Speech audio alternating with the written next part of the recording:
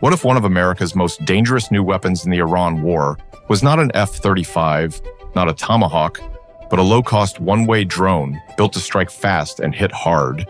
This is Lucas, the low-cost, uncrewed combat attack system, a U.S. attack drone designed for range, affordability, and modern battlefield pressure. In the current war with Iran, Lucas is getting attention because it gives the United States a new way to hit Iranian targets without depending only on expensive aircraft and high-cost missiles. That is what makes it important. Lucas is not built to look impressive on paper. It is built to do a practical job in real war.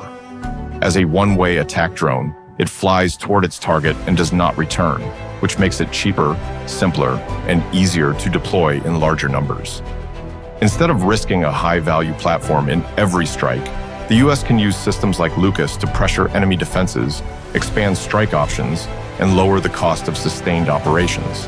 And in a war involving Iran, that matters a lot. Iran has spent years building its image around affordable drones and large-scale strike tactics. So when America uses Lucas in this conflict, it is not just introducing a new weapon, it is responding to Iran with a similar logic of low-cost battlefield pressure. That is why Lucas matters. Its role in the Iran war is powerful, not because it is flashy, but because it fits the way modern conflict is changing.